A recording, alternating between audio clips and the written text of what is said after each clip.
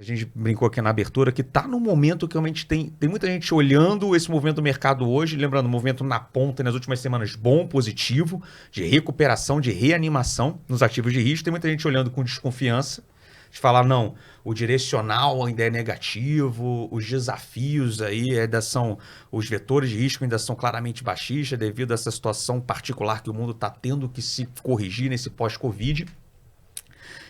Mas já tem pessoa querendo olhar esse copo meio cheio e falar, cara, isso pode ser o início de um próximo movimento mais pronunciado de alta e eu não quero ficar de fora. Tá num momento bastante de indecisão. Fabiano, como é que você está entendendo essa conjuntura e esse repique aqui? Você está em qual time assim, desse debate que o mercado está tendo?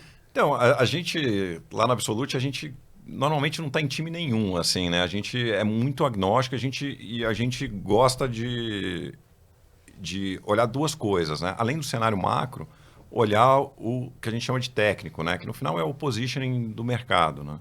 Então, pô, Daniel, na hora que você falou aí a sua introdução do cenário macro lá no começo, eu até comecei a ficar com medo. Eu falei, pô, é guerra, é não sei o quê, inflação, juros altos. Então, assim, esse é o cenário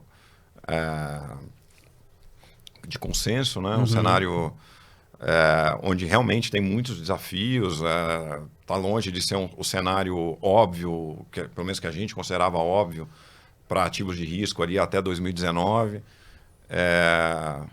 mas que tem um outro lado, né? Que o outro lado é a questão do técnico, né? Então, está todo mundo, ou a maioria, muito pessimista, né? Então, você olha os indicadores de positioning, assim, de 0 a 10 está 0, assim, né? Então,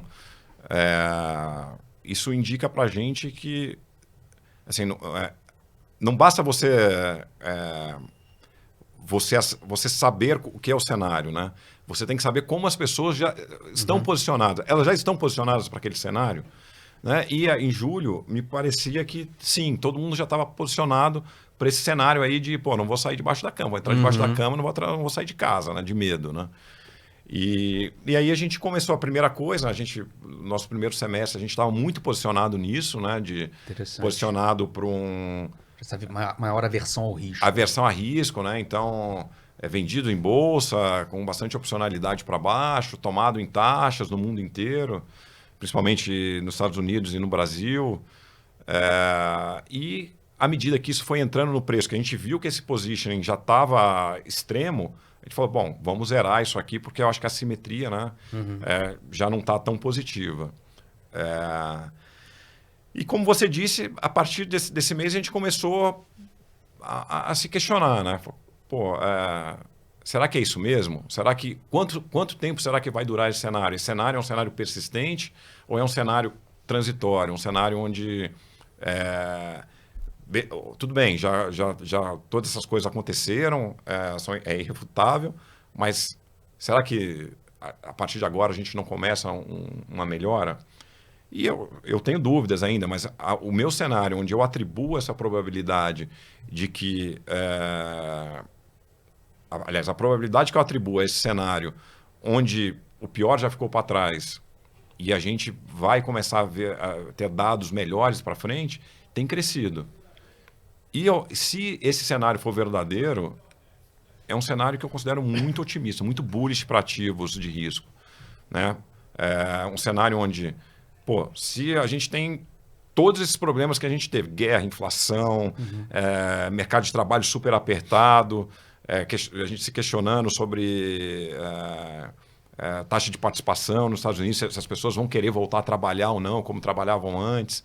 Então, assim, se isso tudo, se o pior já ficou para trás e a taxa de juros que vai ser necessária para conter essa inflação causada por todos esses fatores vai ser algo próximo do que está precificado, 3,5%, 4%, que seja até um pouco mais alto do que isso, eu acho muito bullish, porque você vai chegar num ponto onde o cenário de recessão, que era o grande receio lá atrás, por falta de demanda, você tem um mecanismo para endereçar isso, que é o fiscal, que foi usado, né, de forma até exagerada. Hoje a gente sabe que foi exagerado, né?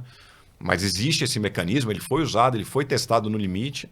E você tem, por outro lado, também um cenário de limite, inflação de 10% na Europa, né? Algo que era impensável, né? Quase 10% também nos Estados Unidos. E você resolveu isso com um juro de 4%, que seja. Assim, se for isso, não estou dizendo que é isso, nem é meu cenário base, mas se for isso, é um cenário muito bullish para ativo de risco. É um cenário onde a gente vai olhar para a Bolsa daqui a 6 meses, 1 ano, e vai falar, bom, quanto deveria ser a taxa de risco, o meu Equity Risk Premium, né? Quanto que eu deveria trabalhar de Equity Risk Premium? É esse Equity Risk Premium entre 3 e 5 que a gente trabalhou nos últimos 10 anos, ou será que tem que ser mais baixo? Né? Tem que ser um Equity Risk Premium do final da década de 90, começo dos anos 2000, né? Que era negativo. O Equity Risk Premium, antes da crise de 2000, era negativo. E, pô, na hora que você joga isso para valuation, assim, é uma alta expressiva de bolsa, né? Então, eu não estou defendendo que o cenário é esse, mas estou tentando sair um pouco fora da caixa, pensar num cenário alternativo, sair um pouco desse pessimismo todo que está todo mundo e tentar colocar um cenário mais otimista.